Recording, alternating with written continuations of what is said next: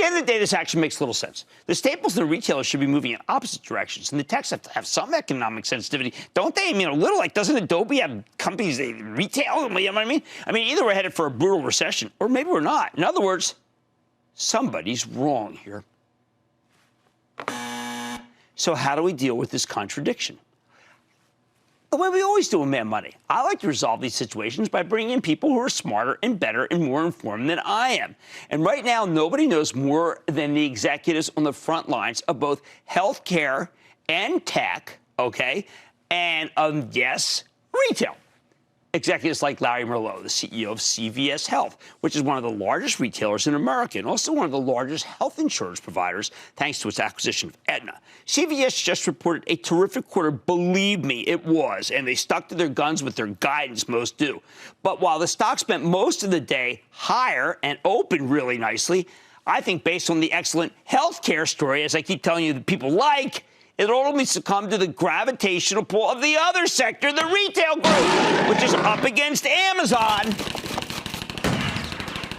And the Death Star clocked this one down 80 cents at the end of the day. I think it's curious, maybe wrong, but don't take it from me. Let's hear from the man himself. Larry, welcome back to Mad Money.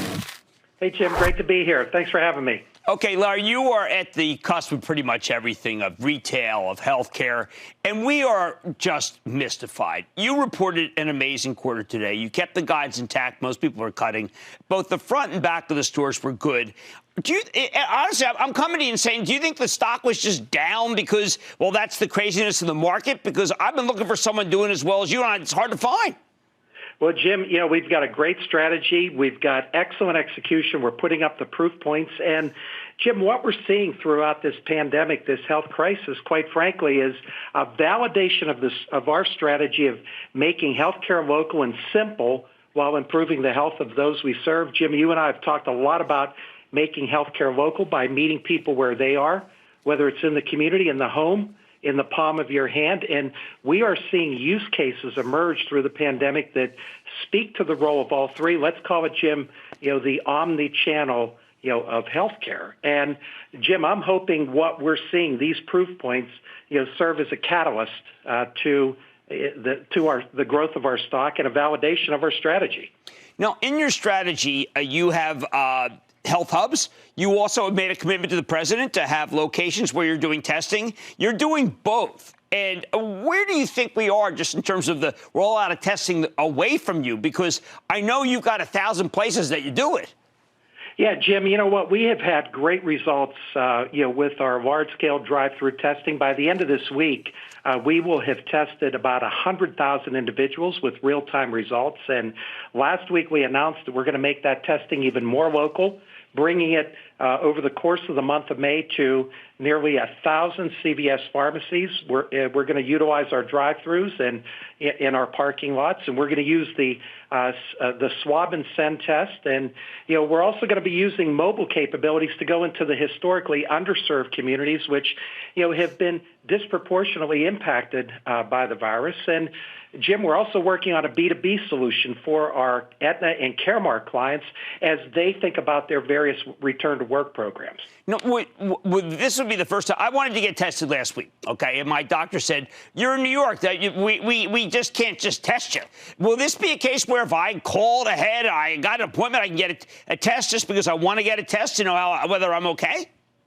Well, Jim, we have been using the CDC guidelines, and it's a great example of how we brought our digital capabilities to life. You go online at CVS.com, you go through a simple checklist, and if you have any of those symptoms, it validates your need for a testing strategy or, through validation by your doctor. And, we, like I mentioned, we have tested about 100,000 individuals, utilizing those capabilities. Gotcha. Okay, now let's talk about how retail's doing.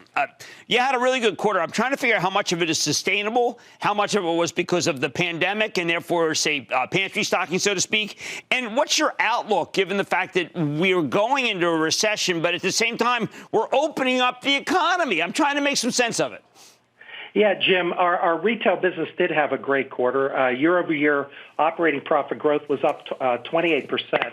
Jim, about 40% of that was the result of activities directly related to COVID during the month of March. Okay. We had an awful lot of pull forward prescription refill activity, as well as pantry filling, whether it was the medicine cabinet or the cleaning cabinet. And, we're seeing that reflected in our April results. But, Jim, I got to tell you, I couldn't be more proud of the work that, our retail teams, our pharmacists have done in terms of, you think about those millions of Americans that, suffer from chronic disease and the maintenance medications associated with keeping them happy. And I could tell you, pharmacists have done a great job of making sure that therapy for those individuals has not been interrupted.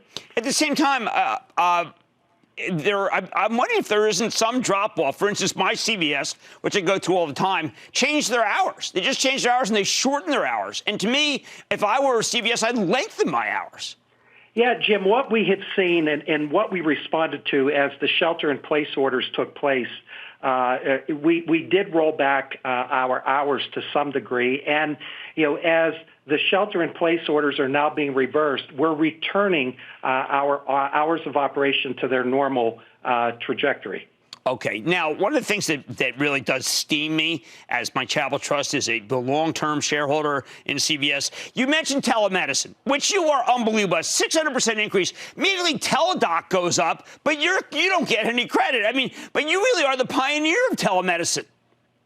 Well, you know what, Jim? Telemedicine is a great example of the use cases that I was alluding to earlier that really bring our strategy to life.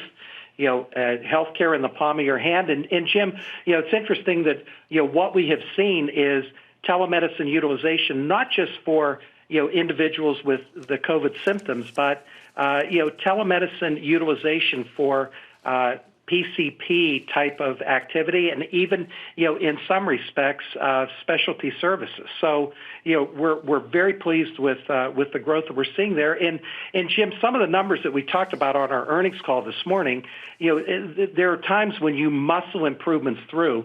The increases that we're seeing are the result of the investments that we've been making in our business. Now, I do want to ask you, the companies whose stocks are going up the hardest are companies with great balance sheets. I know you still have work to do in your balance sheet, and you actually took down some more money. Where are you in terms of making it so that we feel that one day we're going to go back to the old days of CVS raising its dividend every year? Yeah, well, Jim, first of all, we by the end of this year, we would have paid down about $6 billion of debt, tied to the Aetna acquisition, and we are on target to delever our debt ratios down to the low 3 times by 2022, and we're very comfortable with that plan, and we continue to maintain our dividend, at $2 a share. Right. So. We're continuing to work to enhance value for our shareholders. All right, last question, and I know this is the toughest one. Everyone's just talking about, listen, when we get the vaccine, we're going to be fine. Get the vaccine. Do you think we can get one? 2, do you think the end of the year is too aggressive? And 3, can we all get it? Or would it just be boutique instead of scale? Well, Jim, once again, you're talking about the role of our business model because let's carry a bit of optimism with us because I do believe that our researchers, our scientists, will develop that vaccine.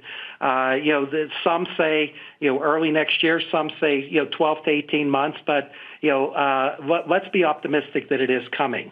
And Jim, you think about those millions of Americans that need access to that vaccine. Right. That's the role that CVS will play. All right. Well, look, Larry, I want you to stay safe. The quarter was great. The market's a little nutty. You're in the S&P, but you're not in the NASDAQ, and I think that's what hurt the stock. Larry Merlo, CEO of CVS. Thank you so much, sir. Thanks, Jim. All right, my exclusive with, get this, Beyond Meat up huge, Mattel, and then Waste Management just ahead. So stay with Cramer. Don't miss a second of Mad Money. Follow @Jim Cramer on Twitter. Have a question? Tweet Cramer. #MadTweets. Send Jim an email to madmoney@cnbc.com or give us a call at 1-800-743-CNBC. Miss something? Head to madmoney.cnbc.com.